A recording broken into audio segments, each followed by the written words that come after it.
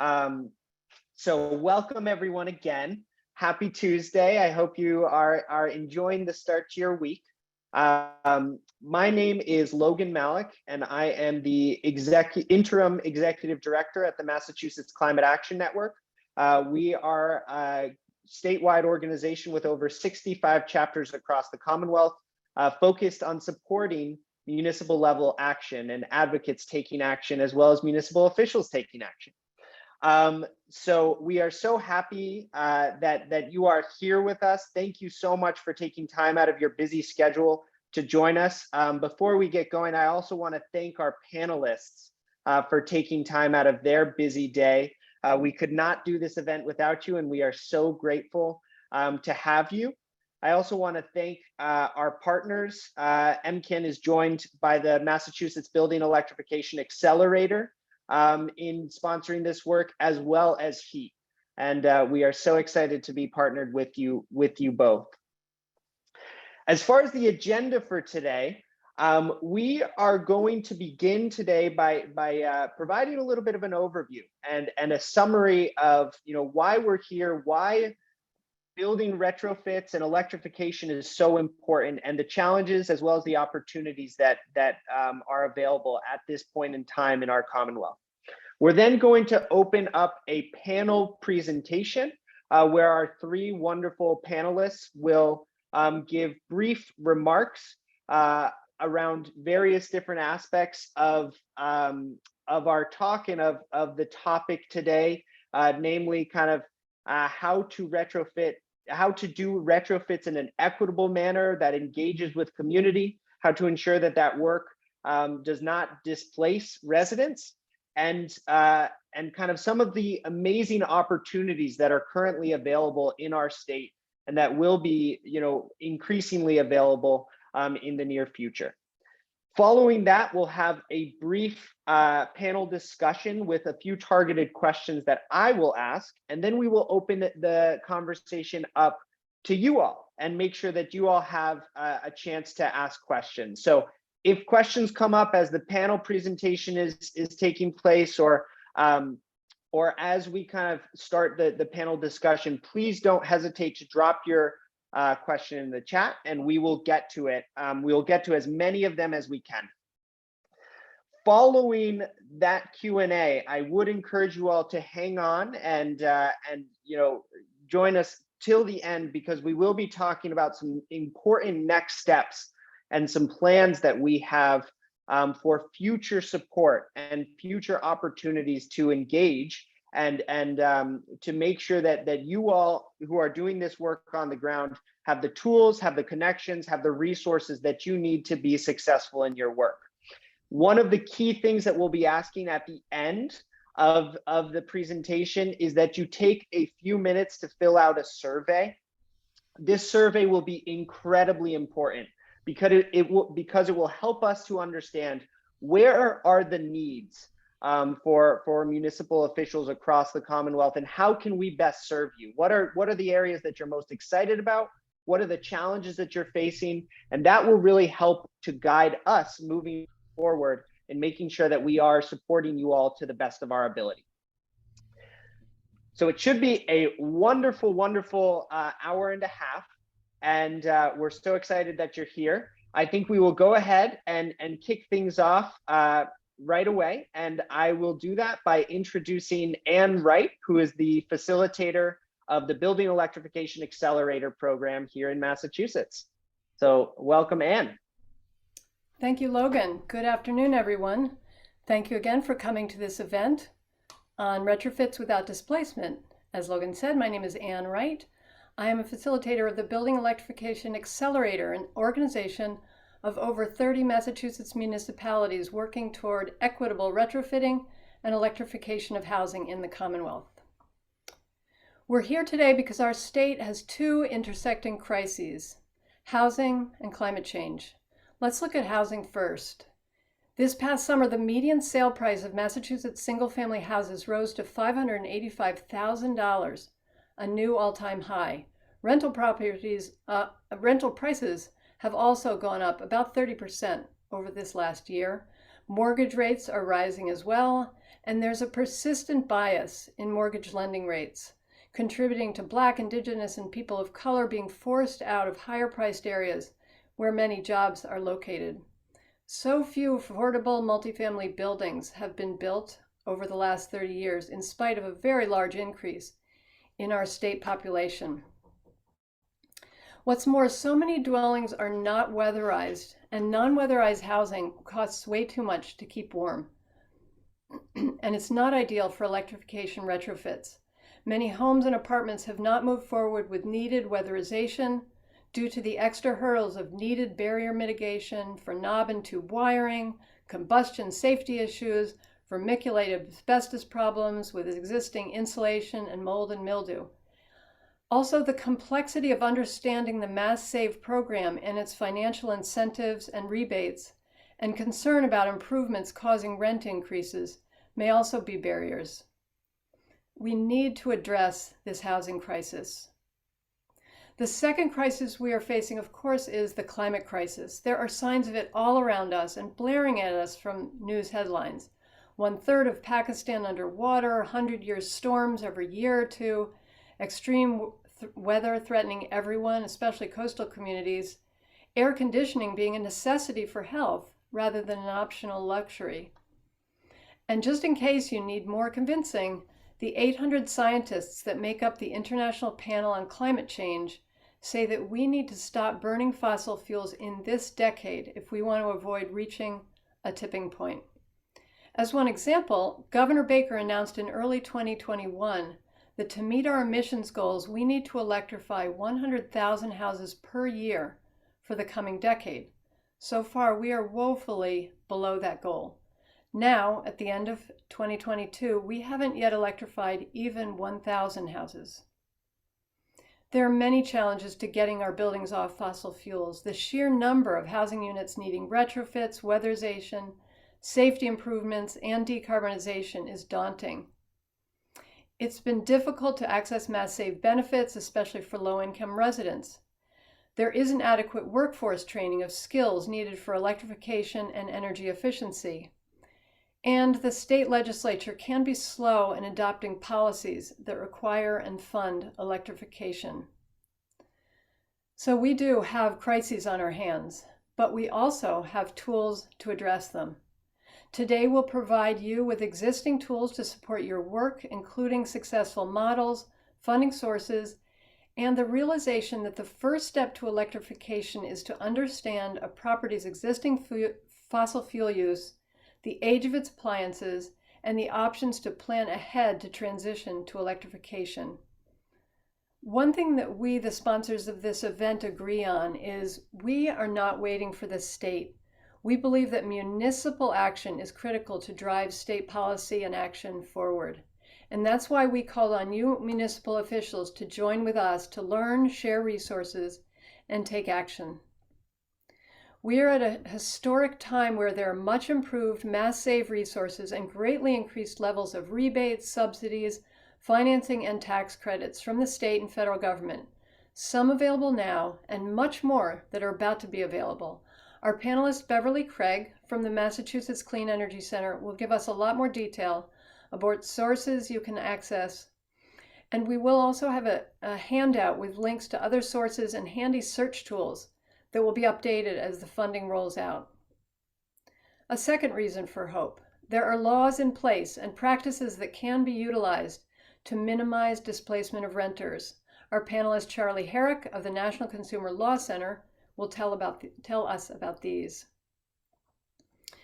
Finally, there are ways to do all this work that promote equity, guard against special interests dominating the process, and work toward the most vulnerable and affected residents having a say in the changes we make. Our panelist, Neha Bezaj from Emerald Cities Collaborative, will talk about a roadmap that she and her colleagues developed and used in real life. Her resources can help guide you on your path forward.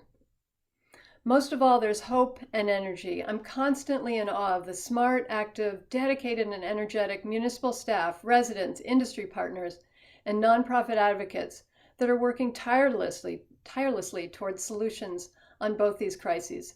Many of you are here today. This is not a one and done event. We'll host workshops and coaching sessions in early 2023 and probably beyond. And we welcome you at whatever stage your municipality may be in. Whether you're ready to start planning a small electrification pilot project, tackle weatherization and energy efficiency in low-income housing, or make a whole retrofit and electrification plan for your town and city, we want to work with you by matching you up with resources, experts, and allies from various sectors to help you on next steps in your retrofit and electrification pathway. So again, welcome. Thank you for attending today, and let's get to work together.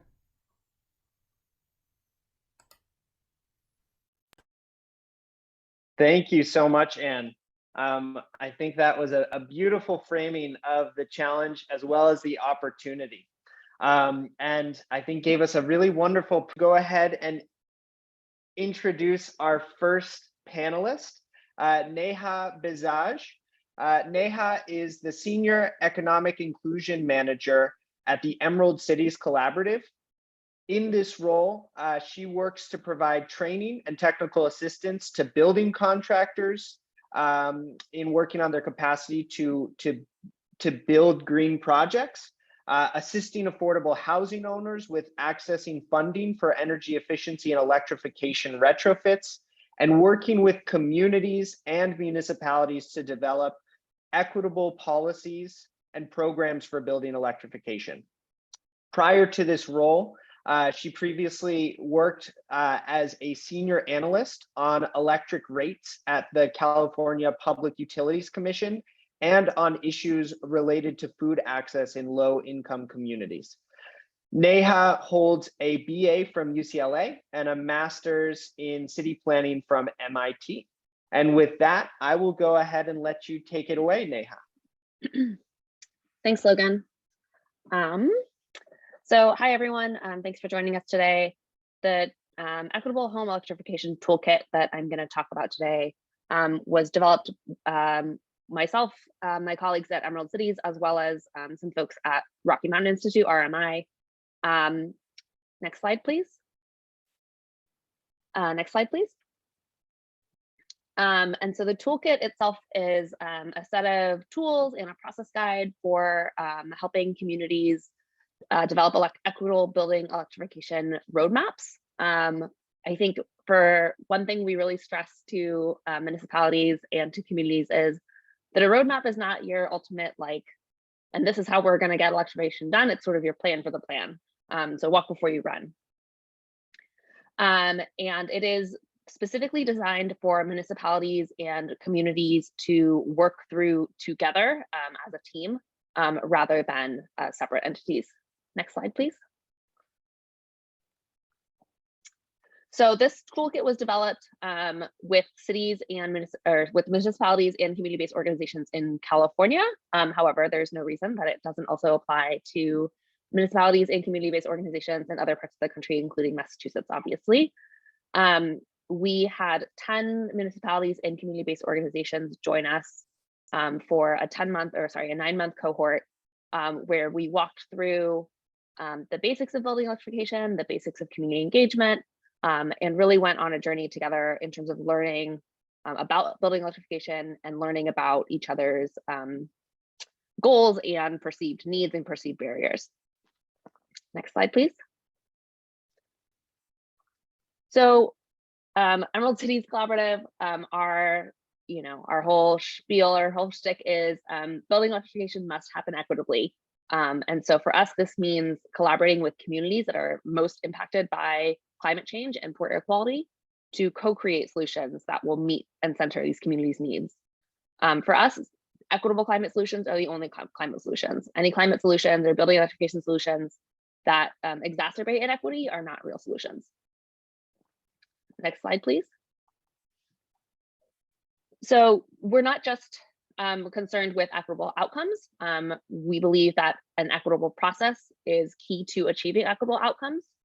And for us, an equitable process means that you are broadening the range of voices involved in policymaking. So that's part of the key of bringing community-based organizations into the team and not just having municipality staff leading the charge.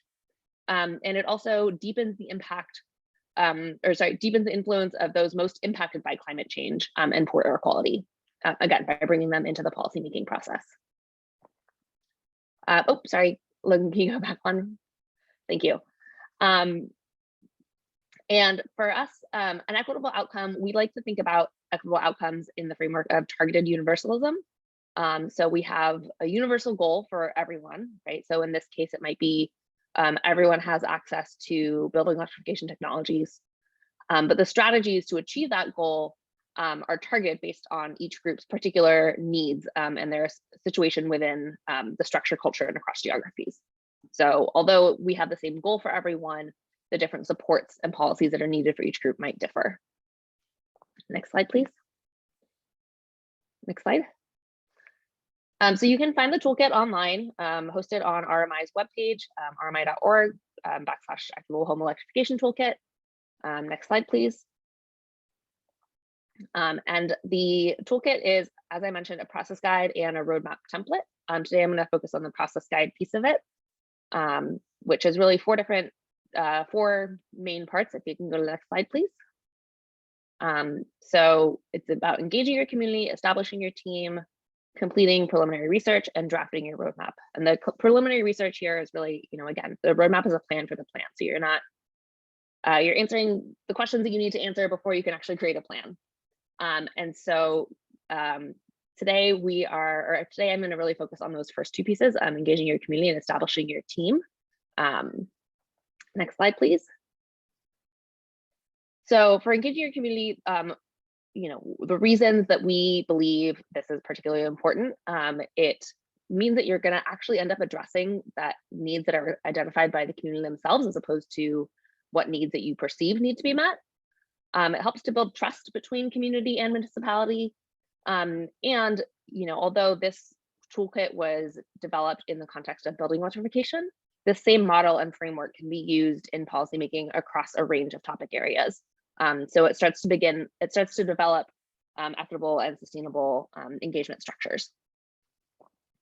Next slide, please. Again, this is a little bit repetitive, but in establishing your team, right, diversity is key. So involving folks from the community as well as just municipal staff, because your team needs to have both a range of experiences and expertise. And so we know that community-based organizations can often help to bring perspectives from the communities that will be impacted by electrification, as well as, again, if you can use this framework across topic areas. And because we value both expertise and experience, just as you often pay consultants or technical experts, your community-based organizations should be fairly compensated for their time. Next slide, please. So these next few slides, I just want to give you a brief preview of some of the tools that are available on the toolkit. So first, we have a stakeholder mapping tool, which helps you to sort of just identify what are all the organizations and groups, not just community-based organizations, but businesses and labor groups that are going to be impacted by building electrification. So this is your starting point, throw everything on the map. Next slide, please.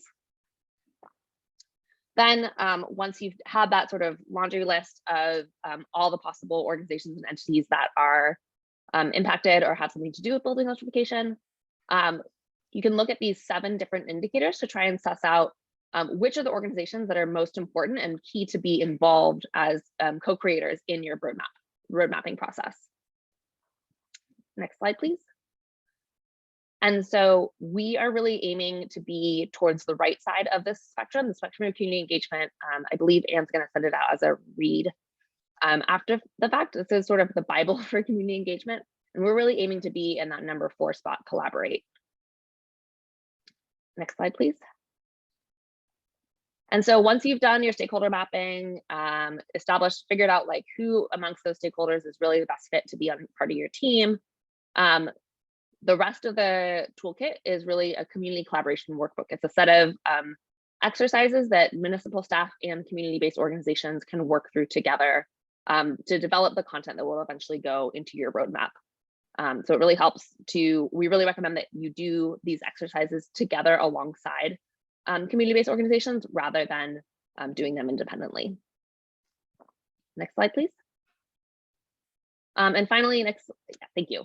Again, as I said at the beginning, our roadmap is not so much a plan for building electrification, but a plan for how you're going to make your plan for building electrification. And we are really dedicated to both equitable processes and equitable outcomes. We believe you can't have one without the other. And finally, building electrification is a really rapidly changing space. So, there's a lot of funding coming down, there's a lot of technological advancements coming down, but that doesn't mean that you can't start working now. Again, that's why we emphasize it as the plan for the plan. You don't have to have all of the pieces right away. Thanks, Logan. Wonderful. Thank you so much, Neha. And I encourage folks to, we'll drop it in the chat if we haven't already done so, but I do encourage folks to take a look at this. These tools are so critical to just making sure that we are staying organized and understand kind of some of the initial steps that can be taken. So thank you so much, and I'm looking forward to getting your responses to some questions. I do want to move things over to our next panelist, who will be speaking to us about anti-displacement and how it relates to energy efficiency, and if it relates to energy efficiency, and what steps can be taken to ensure that it does not relate to energy, to our efforts around retrofitting buildings. And so our second panelist is Charlie Herrick. Charlie is a staff attorney at the National Consumer Law Center. In this role, Charlie represents consumers before regulatory agencies. He testifies at legislative hearings, and he provides legal and policy counsel to low-income advocates, legal service lawyers, and government officials. Much of his work also focuses on energy efficiency issues that include, but are not limited to, federal appliance energy efficiency standards, and advocating for a larger and smarter energy efficiency investments, specifically in affordable housing and in multifamily housing. So with that, Charlie, I will pass it over to you. Thank you, Logan and Ann, and everyone else who put this together. This is an important topic. Ann laid out the challenge: the planet's warming way too quickly, and we're not moving quickly enough to address that. So I'm going to focus on retrofits without displacement, 5 easy images. For those of you who remember 5 easy pieces, I'm not going to talk about toaster sandwiches or any of that stuff. Next slide, please. By the way, I'm thrilled to see somebody from the city of Philadelphia is there. I know that that's not actually in Massachusetts, so glad for having you join us. So here's the first image, a question. So let's go to the next slide and see what the question is. Will displacement or rent increases happen? So when I was asked to be part of this, I said that in my years of doing this, sometimes we tend to overstate that risk, and I would never want us to avoid investing in energy efficiency because we're worried about the risk, and I'll talk about how to minimize the risk. I work mostly with the low-income sector, which has done hundreds of millions of dollars of energy efficiency retrofits over the last 40 years. Actual displacement or rate increases are rarely seen. I underline seen because they could be happening, but they just are seen very rarely. And they are usually stopped in the low-income sector before the tenant suffers any harm, meaning the agency that delivered the energy efficiency makes sure the rent doesn't go up or there isn't displacement. I also want to emphasize, almost all of us are from Massachusetts. We all know that rents are set by many larger forces than the energy efficiency investment. The current average 2-bedroom FMR, fair market rent, I should say, in the Boston area is over $2,300. Even if we do a pretty good job, we could do better than this, but if we do a pretty good job, we could get the energy bills down $50 a month. That's a real benefit to the tenant who's paying the energy bills, but that number is not a very big percentage of the overall rent. So I do want to suggest, let's not be slow about delivering the energy efficiency we need to deliver. And there are tools to deliver to deal with the risk of displacement or rent increases. So next slide. So the next of my 5 looks a little like an Amazon arrow, and I didn't mean to do that, but let's see where that arrow leads us to. Thank you, Logan. It's really saying if you see a low-income family that you know is low-income or think they might be low-income, please refer them to the low-income network in Massachusetts. Low-income is defined as less than 60% of the area median income. I did just pull the numbers this morning because I knew they had gone up.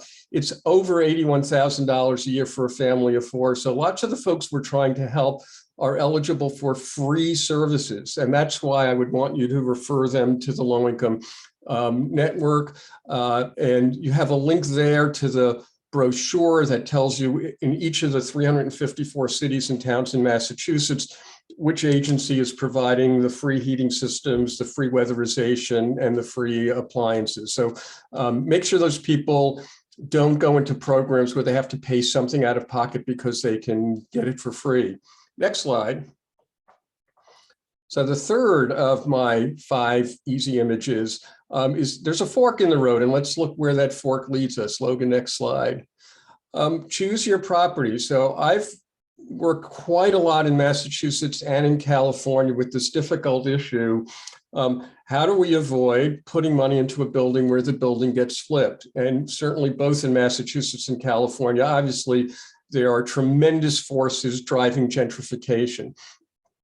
So it's incredibly important when working with specific properties to pick the landlords that you know are the good guys and that are going to comply with what you ask of them. And I'll get to what you ask of them in a moment, but I can't imagine in any city or town you're going to have enough money to reach every eligible building. So work with the buildings that are owned by nonprofits or even some of the for-profit companies that own a lot of affordable rent-restricted housing.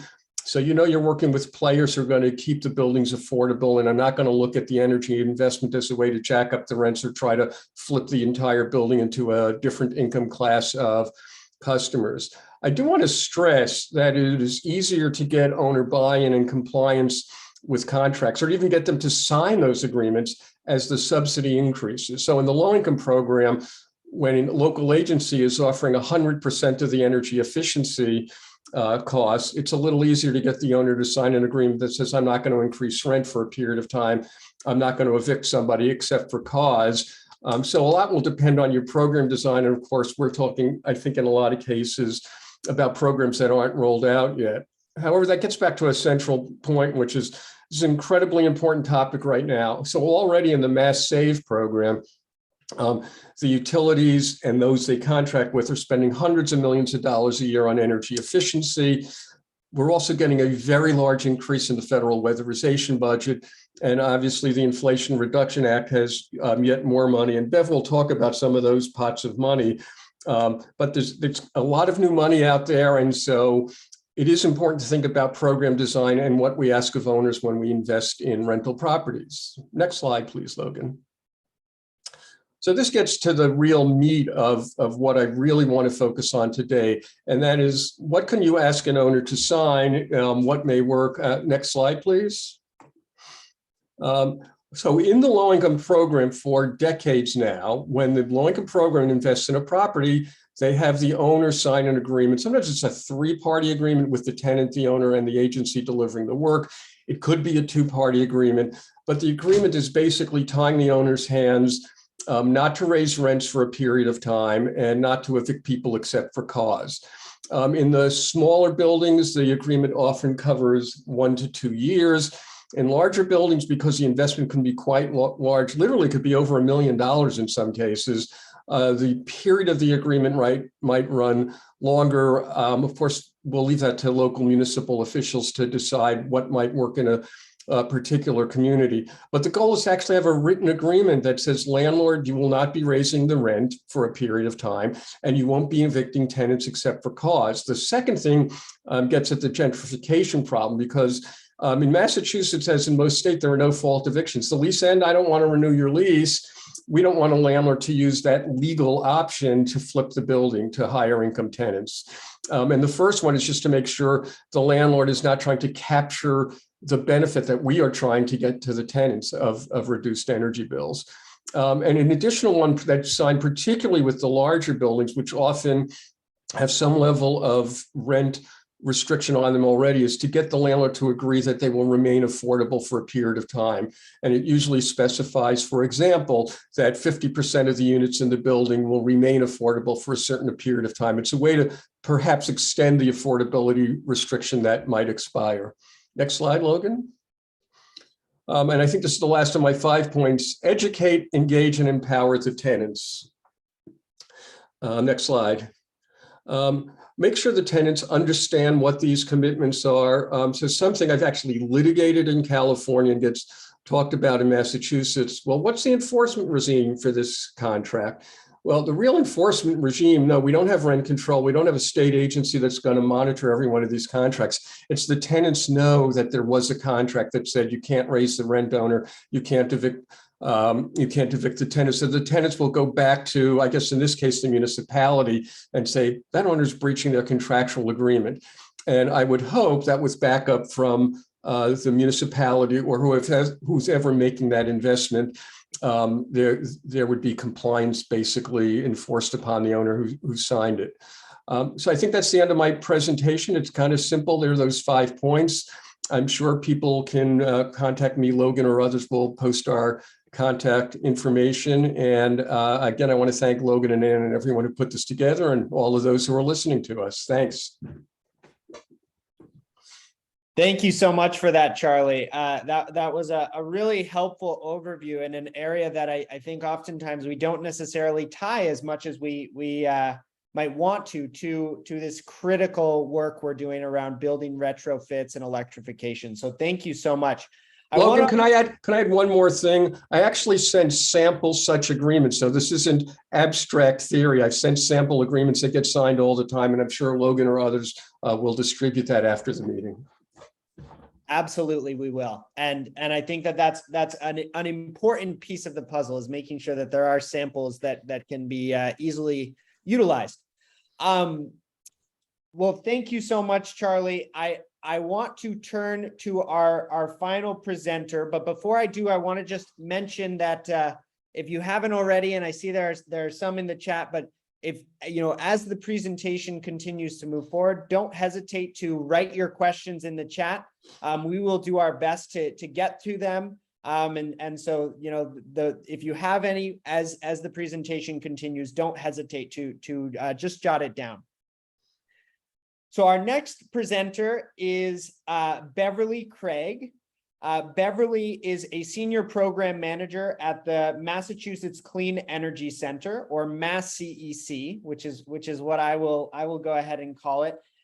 In this role, Beverly does a whole bunch of things that are super critical to this work. I would suggest including managing MassCEC's low and moderate income programs, including the Passive House Design Challenge for affordable housing, the Affordable Clean Residential Energy Program, and the Triple Decker Design Challenge. Prior to her work at MassCEC, Beverly worked in areas of energy efficiency, clean energy, and financing in numerous different roles, both within the nonprofit world as well as at multiple economic development corporations. She holds a BA from the University of Southern California, as well as an MPP from Harvard's Kennedy School of Government. So I will pass it over to you, Beverly. Thanks, Logan. Thank you, everybody, for joining today. It's great to see such wonderful attendance from municipal officials, and it's just so valuable that you take time to look into this kind of information. So Anne gave like a very big picture. I'm gonna narrow it a little bit down to Massachusetts on the climate side and why this topic is so critically important.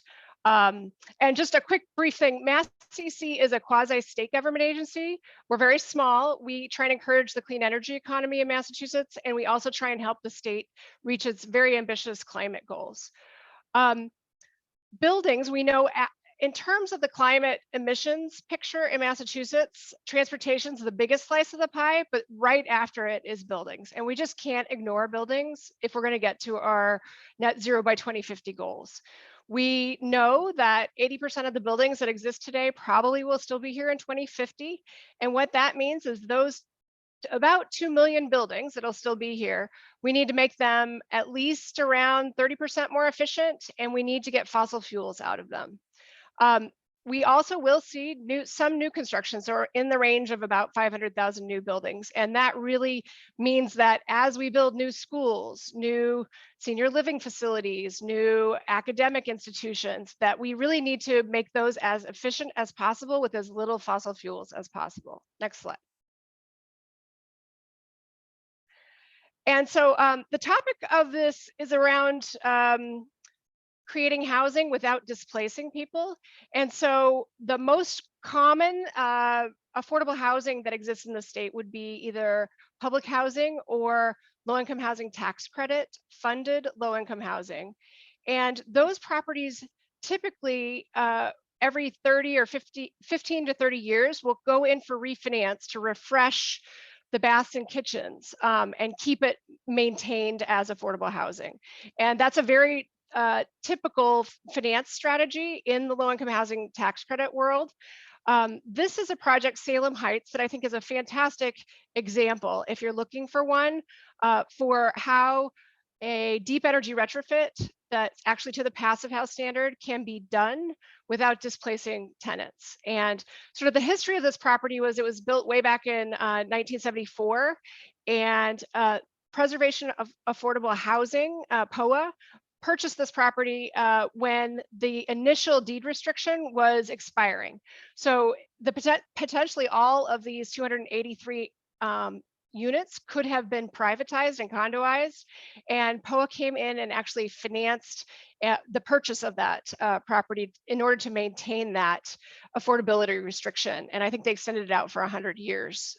When they went in recently to do refinance and to go ahead and do some energy improvements, as well as the baths and kitchens I was mentioning, they started doing a conditions assessment and realized that the brick in the top picture, it was built a long time ago, and for whatever reason, it wasn't built properly, the brick, and it wasn't structurally sound, the brick on the outside of the building. So no one was going to fall in. It's just that the brick was starting to crack in different places, and bricks could fall off the side.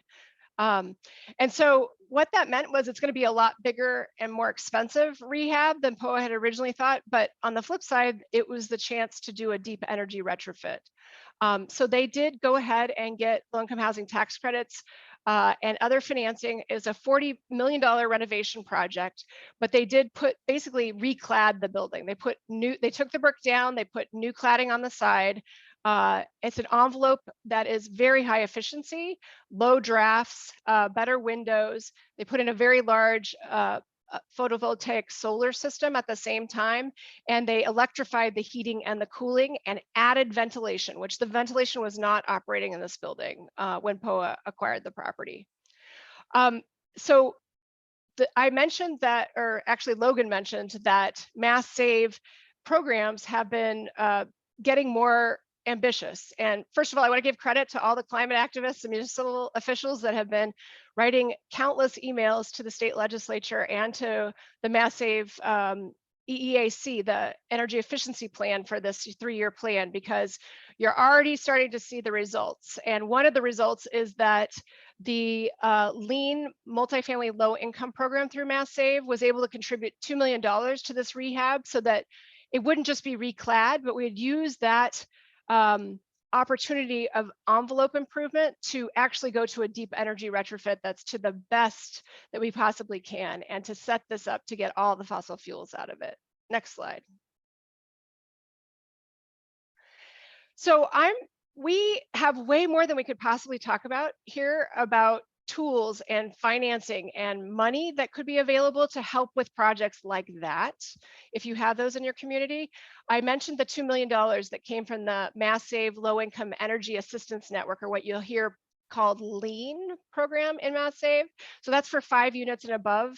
And it's when, like Charlie was talking about, more than half the tenants are low income, they qualify for that program. So there is the slides that we have a link to the LEAN program.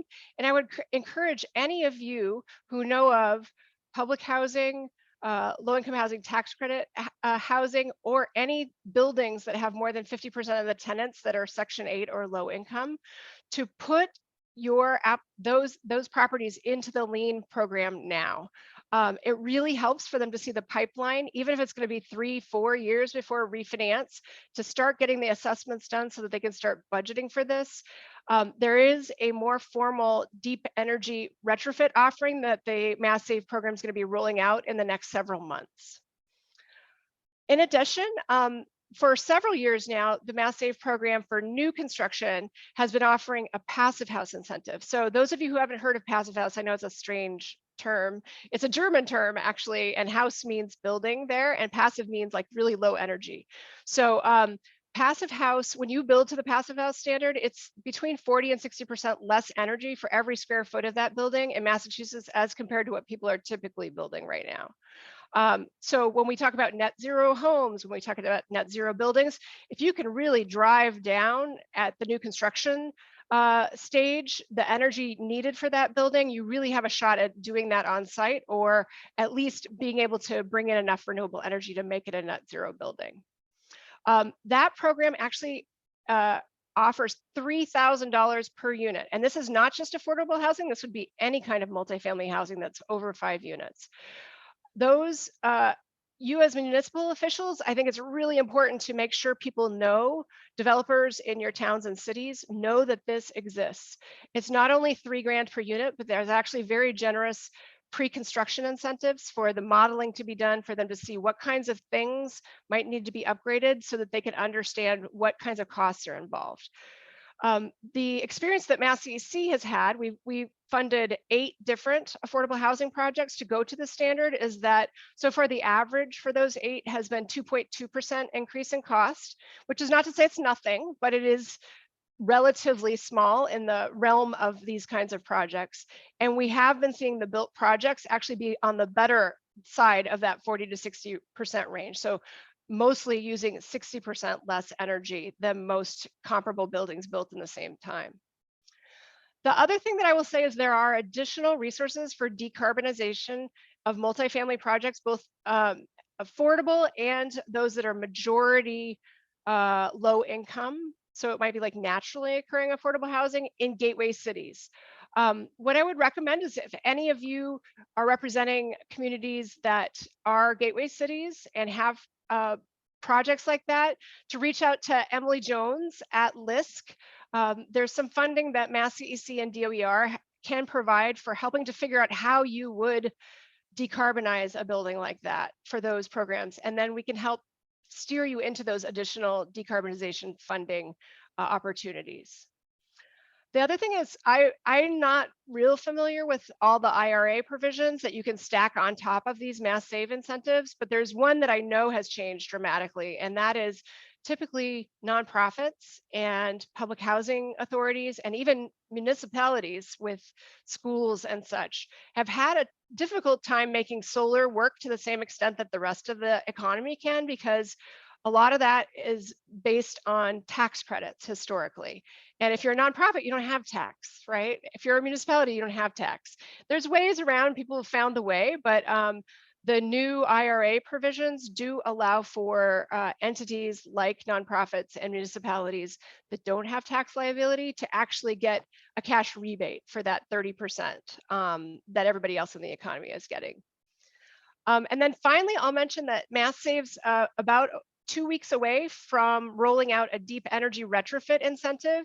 So this is great for projects that don't have kitchens but are housing, so senior living facilities, for example. That's going to be a really generous offer. You know, historically, a lot of the Mass Save offerings have not included electrification, and this is not true of a lot of the new incentives that are out there right now. Next slide. So again, some other things that are out there to get to know. I think it's so great to see so many people who are involved in school committees and city councils and all different public areas, because we all need to get more familiar with a lot of the tools that are out there. So as I mentioned, Mass Save's also doing not just the deep energy retrofit for commercial, but also this new construction. There really should not be, in my opinion, a school, a library, a public works facility, a senior center that is built in this state without using the new incentive that Mass Save has for really low energy buildings and very generous electrification. So, Mass CEC is actually putting together a municipal toolkit right now. If your community is building one of those kinds of things, it has sample language, sample RFPs, language, sample contract information, and that will be rolled out in the next couple weeks as well.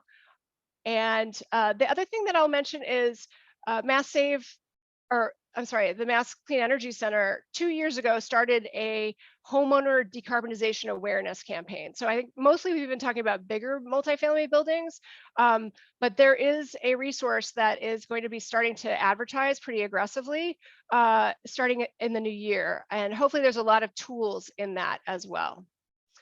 So we have a lot more information that will come in slides. All the stuff that I've mentioned will have active links, and there's a page as well on each of the programs that I mentioned if you want to dig into the details. And always feel free to reach out to me as well.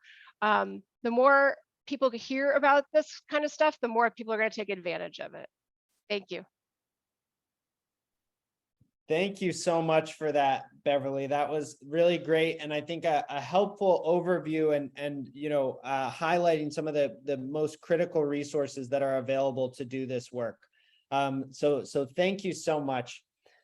We are now going to jump into Q&A, and the way that this will work is I will kick things off by asking our panelists, who I'm going to make sure can be seen by everyone, asking our panelists a few questions that we have, and then passing it off to you all. I know there's some great questions that have already kind of started to come out. So if you have any questions, please do make sure you put them in the chat, and we will do our best to get to as many of them as possible. So I want to start first and foremost by recognizing that we are in an exciting position and at this exciting point. And maybe I'll start by going to Neha first on this.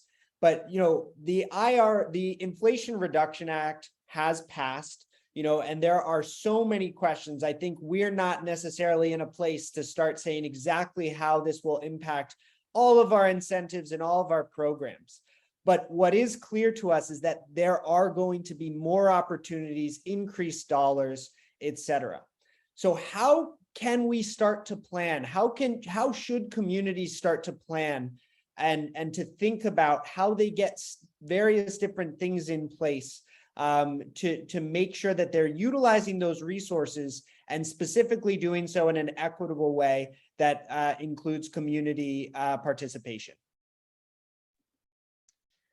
Thanks, Logan. Yeah, I think the fact that we don't have all of the details on how federal funding is going to flow down to communities is actually a benefit right now. A lot of the program guidelines have yet to be set. And so there's actually, in many cases, opportunity for municipalities and communities to influence how exactly those dollars will be distributed and what they will be distributed for. And so that's why when I was presenting the toolkit, really emphasize that, yes, we know things are going to be changing rapidly, but plan what you can right now, given what you know, maybe given what we know about state incentives, what you know about what municipal dollars you have, and start to identify what gaps there are. And so when the opportunity comes at the state level to provide input on, how these programs should be, how the program funds should be distributed, you have something to comment and say, hey, this is really where the gap is. This is really where the need is. This is what you need to target this funding to. I think that's really important, that prior engagement, knowing where the gaps lie. And Bev and Charlie, do you want to weigh in on this? Yeah, I think the federal money, it's not all clear exactly yet. However, I would say those of you who want to do a deeper dive into any of these incentives, and I see a lot of questions about the incentives that I mentioned, Built Environment Plus on December 8th from 12 to 1:30 is going to be holding a webinar that's much more specific, talking in a lot more detail about these things and with examples. That will be free to all municipal officials as well as all climate activists. Built Environment Plus usually is targeted towards architects as well, so there will be a fee there, but I think Logan will spread that around to folks. I think MCAN, as follow-up on this, we'll keep you connected on those kinds of things. Absolutely. Yes. And we'll share information as it continues to come out, because that will be a helpful deep dive into some of those various different programs. Charlie, any suggestions or comments to add to this? I know this doesn't necessarily directly tie into the anti-displacement stuff, but it might. No, some of my colleagues at NCLC are jumping much more deeply into kind of understanding the Inflation Reduction Act. And I just want to second Neha's point, which is some of the rules haven't even been written yet. And actually what some of my colleagues are doing are weighing in on the regulations and what will be allowed and how it will be rolled out. So whatever MCAN can do to have a follow-up either webinar or get materials out, a lot of it's unclear still as exactly how the money rolls out at the state level. Absolutely. So this next question, and I think this will be the last question before I'm seeing some really great discussions kind of around in the chat. So if you have questions, feel free to drop them in there, and we're going to get to them right after this one. And it kind of relates to getting more folks engaged, in particular in low income housing or in naturally occurring housing. I saw that just naturally occurring low income housing and affordable housing. And maybe this question goes first to you, Charlie, but what are the best strategies to kind of make sure, and I know Neha, you'll have some thoughts as well, but to make sure that folks are engaging, to make sure that they're excited about the various different retrofits or policies that are available, and then to make sure that they're participating all the way through, and that the policies in place, the contracts align most strongly with kind of their priorities and needs? Well, I think the community first partnerships can be an important tool in doing that. I mean, I do want to say in some communities, 75 to 80% of the buildings have been weatherized over the last many decades, that the low-income network has been doing that, but people move. And so someone can move into an apartment that hasn't been weatherized at all or hasn't been weatherized in a long time. I think what local municipal folks can do is identify where the gaps are. Is it particular streets or parts of town? Is it particular demographics within the community? It would be key to identify where the bigger gaps are. And I think municipalities, I know that I've just been speaking with our municipal energy advisor here in Melrose about how to do this more. So you already have an existing network of agencies that's delivering energy efficiency in the low-income community. I guess one of the gaps is people who aren't low income and haven't engaged with the Mass Save program. And again, I think the municipal partnerships can help with that. That's the hardest sector to reach, probably, is the kind of 60% and pick some other number, 80% of median who are not going to be first adopters. They don't have a lot of money in their pockets, but they're not eligible for the free services. So I think the other piece is how do municipal officials help with that? I was in a meeting yesterday again with the Melrose Energy Advisor and someone from Malden. Letters from mayors might get open more than billboards, talking about Mass Save on the subway. So I do think there's a very useful role for municipal officials. And another thing that I'll say is Mass Save, the kinds of weatherization and how deep it is, as well as some like heat pump work and even some appliance replacement is much more generous now than it was 10 years ago. So some naturally occurring affordable housing might have been served by the low income program years ago, and they can get a lot more services now and get a lot deeper resources as well. And let me just back up, because we've been throwing around terms, naturally occurring affordable housing versus, I think those of us who run sort of in the affordable housing world, there's the like specifically deed restricted low income that usually is funded either through public housing or low income housing tax credits. That's one thing. Those folks are pretty aware that lien exists. What I think they haven't, always done is aligned their next refinance with much deeper work.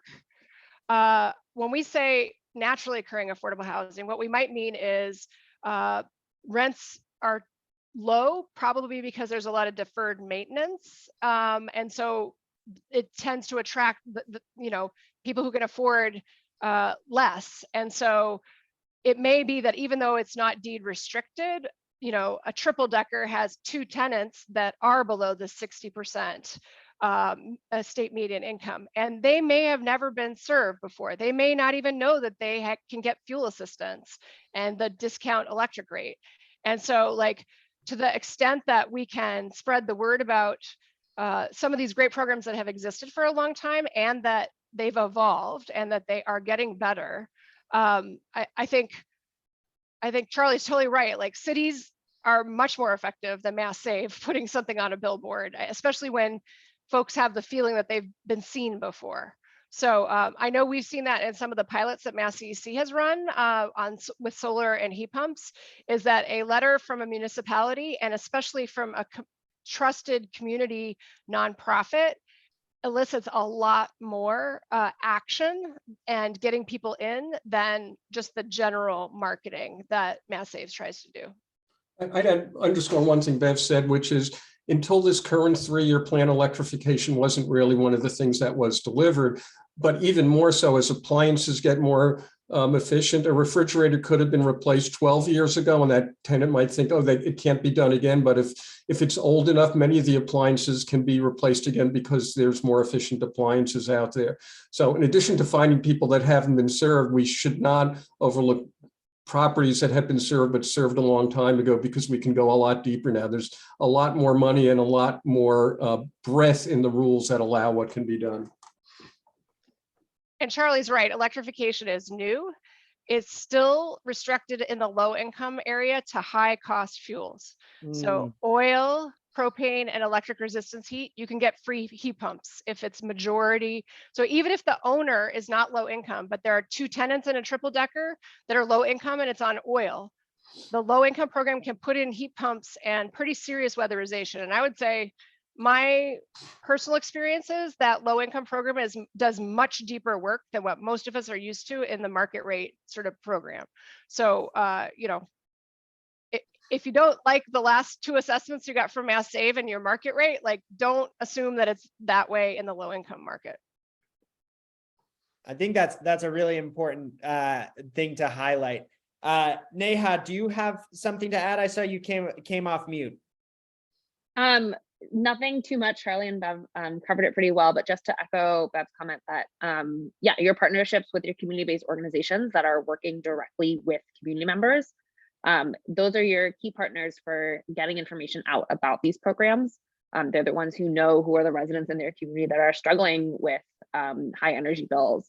I think also in a role that municipalities can play, just as Bev was saying, oh, like maybe, a municipality is going to be better positioned to know which are the buildings, which are the neighborhoods in a municipality that haven't seen retrofits in a while. They're also going to be better positioned to know which are the areas of the city or the municipality that are experiencing worse outdoor air pollution, and so could really stand to benefit from improved indoor air quality. So remembering that, weatherization and electrification, it's not just about energy bills, but it's also about providing access to clean, healthy air. I've quickly alluded to something that's important to say again. You only need 50% of the tenants in a multifamily building in order for the whole building to be served. If it's a 3-unit, you need 2 of the 3 units, but in the bigger buildings, you only need 50% of the tenants. So that may be particularly in, I'll just call it low rent housing. We say, a naturally occurring affordable housing. The tenants and the owners may not understand that the building's eligible. So that's another message to get out there, because I appreciate Beth saying, yes, the low income program tends to go deeper than the Mass Save program goes. And there's some just, go ahead, Logan. No, you go for it. Go for it. There's some discussion in the chat about like people just missing the cutoff. And I will say the Mass Save program has gotten a lot of criticism for not reaching the 60 to 80% state median income, so middle income. And so they have just enhanced the incentives. So unlike the low income program where they go in and do it all themselves for free, the Mass Save program does 100%. The middle income, it was just like market rate. You would hire you would choose who to have in for a home assessor. If you want to put in heat pumps, you would hire your own people. That is still true, but they have just juiced up the benefit. So basically anything that is multifamily, they'll pay 100% for any insulation. So even if it's a 2-unit building, they'll pay 100% for all air sealing. And the other thing is that the electrification incentive. So heat pumps, if you're market rate, you can get up to $10,000 if you do a whole home installation. In the in the middle income, that middle income, which they're calling enhanced incentives, it's actually, I think it's 15,000. Somebody might have to check me. It might be 14,000. So there's bigger incentives. And the other thing is there are certain census block groups in the state where there's a high enough percentage of people that are middle income or low income that they're just pre-qualifying every building. So you should check. That does tend to overlap with environmental justice census block groups. So that's a very new thing in the last couple of months that they've rolled out because they haven't been able to reach that customer group very well. That's a really helpful comment. So I think the message there is keep an eye on changes taking place at Mass Save and make sure you're aware of those changes so that you can take full advantage of them. I want to make sure we get to some questions and I know a few were already answered just by that, but what I'm going to do is I will ask some questions that are coming from the chat and I will pass it off to a specific speak panelist. If another panelist wants to kind of add on to that, feel free to, but know that there are other questions. So if we kind of don't get to that, we'll continue to move on to other ones. So I want to first start by passing one over to Neha. There was a discussion about when we're talking about engaging communities, what does that look like in the context of labor unions or labor leaders? And have you seen any models that may have been, that have been particularly effective and successful with bringing them into the fold as we kind of think about this initial planning phase? Yeah, I think this is a sticky question. So our toolkit really focused on that primary planning partnership that happened between municipalities and community-based organizations. Unions, labor, contractors association, et cetera, are all certainly relevant stakeholders to the process. And I think this is actually something where the type of program that Bev was mentioning in her previous comment, where Mass Save goes in and they arrange for all the audits, all the contracting, all the installs, like sort of a direct install program. That's where there's really opportunities to implement sort of labor standards and to engage with large groups of contractors, as opposed to having to have individual homeowners take on all of the steps themselves. And so I know the direct install thing has really been a model, mostly in the low income space. But if there is opportunity to sort of replicate or carry that model through even to other income levels, I think that could be a great way to tie in labor. Great. I think that's a really helpful answer. Any more comments before I move on to the next question, which will go to you, Charlie? All right. So we talked and you talked about some really helpful contracts that were, that can be utilized by building owners and by landlords, et cetera. A question that was brought up by Ali Samuelson, Samuel, is, so that's great on a one-to-one basis, but are there any policies that we can start thinking about that would kind of make these requirements mandatory or somehow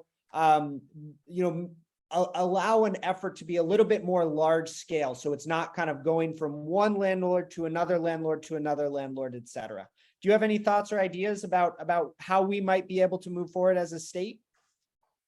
Well, we could reintroduce rent control, but I don't think that's going to happen. And so, no, I don't think there's any shortcut, nor do I see it as terribly burdensome. That is, if you're a municipal official and you're putting in, if it's a multifamily building, probably tens of thousands of dollars into that building, there's a lot of work and time to do that work, to line up the contractors and do all the other things. And to additionally say, here's a standard template we've already given you, get the landlord's signature. I don't see it as burdensome. I realize the question's going to get, can't we do this on a bigger scale? I don't see an easy answer to that. I don't know if anyone else does, but I just don't see an easy answer to that one. Bev or Neha, do you want to add to that?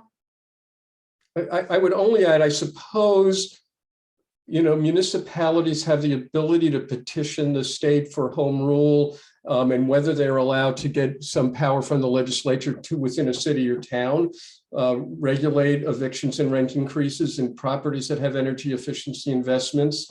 I think that's possible. I just don't know enough about the home rule law in Massachusetts.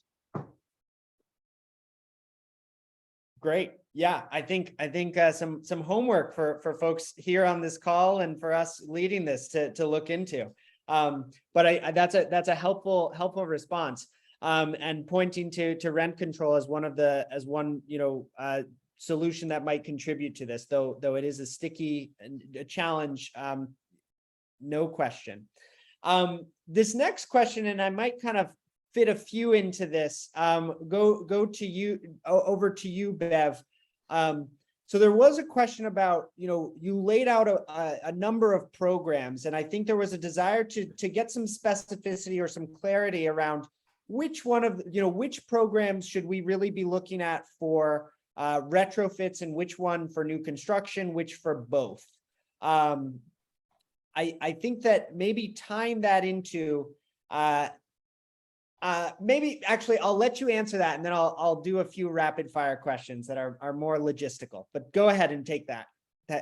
Yeah, go for that. So there's programs for both in housing that is deed restricted or naturally occurring more than half, affordable housing with more than half the tenants low income that are more than 5 units. The place to go is the LEAN program.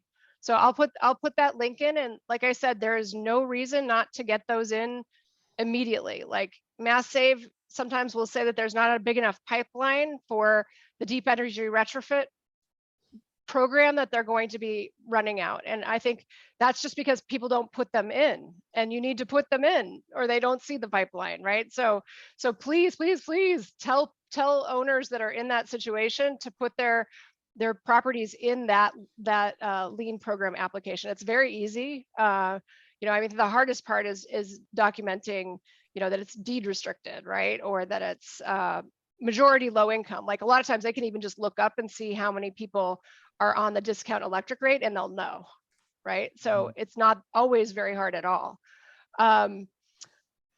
Going back to the question of just like, I mean, I think the reason people showed up for this, right, is because costs are high on housing. We don't have enough housing, right? Like, I think as municipal officials, we need to recognize that we need to figure out how to get more multifamily housing, and whether that's allowing more ADUs more easily and an easier process. So that's, like a basement or a garage being made into an actual rental unit, or if it is allowing for single family homes as part of a deep energy retrofit to be made into duplexes by adding a second entrance, or maybe it is around, we know around our transit centers in the MBTA communities, there's going to be some rezoning opportunities. Maybe it is cities and municipalities invest in properties right there so that they have control and that they can attract more low-income housing tax credit projects to build affordable housing.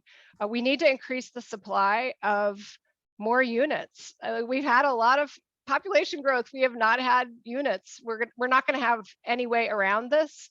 But I do think that the retrofit can be a tag, right? Like maybe you as a municipality can give a very easy process for converting a single family to a 2-family in exchange for a deep energy retrofit.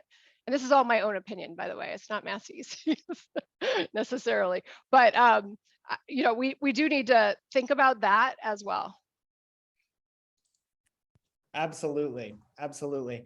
Well, thank you for that answer. And I will actually just pass one more quick question over to you around funding to develop. We're talking about plans and, making sure that there are plans in place. I think one of those areas are decarbonization plans. Is there any funding, that you listed, that you included in that list, Beverly, or other funding that you know of that can help with decarbonization plans? Or I would extend that to plans like the one that the toolkit by RMI and Emerald Cities Collaborative is kind of outlining. Is there any funding to support that work?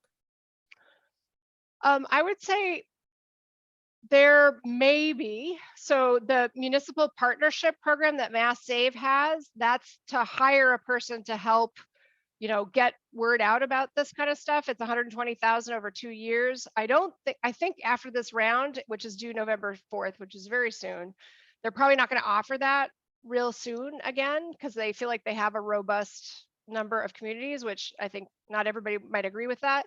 But they also have this $5,000 grant that I think could be a start for some communities to build decarbonization plans. That I think is going to be offered every 6 months for a while. That was on my slides. I would say also Mass CEC has what's called the Empower program for environmental justice communities. And that's not necessarily, I think it's aimed more at nonprofits, although municipalities can be involved in a partnership. So there's sort of modest money there that could be used as part of, how do we, and I think it would need to be more than just the plan. It would need to be also reaching out with the plan and the information. But those are 3 I can think of.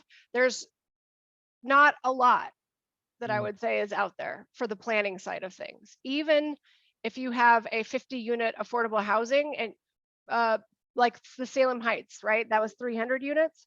If you go into lean the Mass Save program right now, the deep energy retrofit pathway that they're going to have, at least so far, they haven't talked about money to help you figure out what you do to decarbonize, right? So, I think that's an opportunity to comment when they first put that out. If it doesn't have that in that needs to have that in it.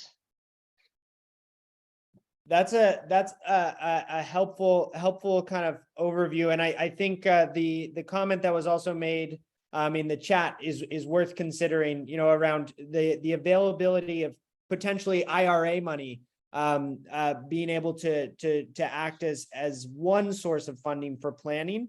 But again, that is a really relatively vague pot of money that is probably not as plentiful as it could be or may need to be. But I think a helpful addition to that response. Thank you so much, Bev. I think I want to close it out with one more question from Monir before I pass it over to Anne to discuss next steps. But Monir from Beacon Climate Innovations asks that many lower income communities could be sitting on small energy resource gold mines, kind of because of the value that they can offer to utilities in reducing demand, shifting demand, deferring distribution transmission upgrades, et cetera. I know that this doesn't necessarily tie directly to the retrofits, but I think it's an important component to add. And I'm curious if you all have any thoughts about that, and whether or not that is, a potential resource that could be tied to retrofits and to electrification, and how that might be leveraged to actually, kind of realize those benefits, and kind of directly realize those benefits for the residents who are living in these communities. I'll offer a contrarian view if I can.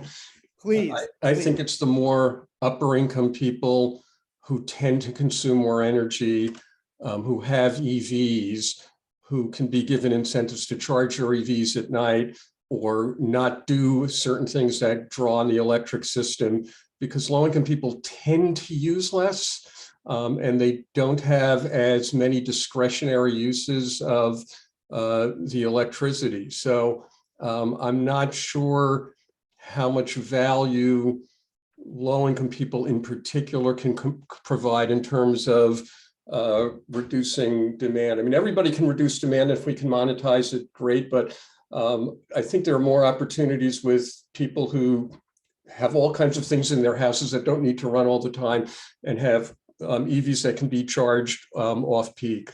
So that's my contrarian view. I would like to echo Charlie's contrarian view and say that, you know, with all of these programs, I think baseline is improving folks' energy efficiency in their home, improving their air quality. Baseline should not increase inequity or exacerbate inequity. At its best, we're actually using these programs to increase equity, and so it's less about you know, looking like what value can we get from these homeowners, low-income homeowners or low-income tenants, but more about like what value can we give to them because we have so underinvested in these communities for so long. Agreed completely. And I guess I will add one more thing there, that Munir was asking about as well in the chat, which is sort of like, are there enough resources for these deep energy retrofit programs just through Mass Save? And I'll just be real, no. You know, unless we really increase prices way above what we have right now, and everybody's scared already about prices, right? So, you know, we need to figure out how to do deep energy retrofits at scale, and the early ones tend to be more expensive. We should take advantage of what Mass Save has out there, but realistically, like that Salem Heights one, like that's big money. That's really big money. We can't do 2 million a pop for every building of that size in the state. Yeah, we can, you know, when people are making a big investment, we can bring them up to the next level, but there's probably not enough money until we can at least cost compress a lot of the costs for some of these retrofits. Bev makes a really important point. I'm part of an effort with some others asking the legislature to add literally hundreds of millions of dollars of state dollars, maybe of unallocated ARPA funds, to supplement the Mass Save program. The Mass Save program has some incredibly important goals that probably cannot be reached in the next 3 years without other money. And my view is if these goals are as important as we think, but also as the state thinks, because they pass laws setting these goals, we need more money to get there. There simply is not enough money to electrify all the homes we need. There's probably not even enough money just to weatherize all the homes, but electrification is pretty expensive per house, and unfortunately, we don't have the money yet. So I hope I'm making a pitch to everybody on this webinar that that's another thing we need to keep our eyes on, is where does the money come from, and we need to get more of it. Absolutely. I totally echo that. And I would also kind of just point to a separate proposal, but I think similar in nature, which is the Zero Carbon Renovation Fund. And, you know, it's the same idea that we need a lot more money, and, you know, we need to be going further in our decarbonization and in this incentives that kind of, or the funding and the incentives that, or excuse me, the actual changes, the upgrades that are made. We need to go further and make sure that we are completely decarbonizing our buildings. And, you know, we need to start with our low income communities, with our vulnerable communities, with affordable housing, schools, etc. Because that is, as Neha was outlining, you know, there is no climate solution that's not equitable. And so I think that that's a really important additional proposal to keep in mind. I am conscious that it is 1:23, and so I want to pass it over to Anne to talk about some next steps. But before I do, I just want to thank our panelists so much for a great conversation and for taking the time to answer some of these wonderful questions. We are so grateful to have you here, and excited about what's next and the exciting kind of ideas of continuing to connect. So thank you all so much, and I'll pass it over to you, Anne. Thank you, Logan. Thanks to all for being here today. Logan, you stole my thunder a little, thanking the panelists. So I thank you as well. I also want to acknowledge the important coalition that came together to offer this event. At a minimum, we've got the Building Electrification Accelerator, Mass Climate Action Network, and HEAT, who really put a lot of time into pulling this event together and reaching out to all of you. I want to reiterate too that this is just the beginning of our work. We just dumped a lot of information on you, but we invite you to be in touch with us to discuss the help you might need to get started, and also for you to lend your time and resources.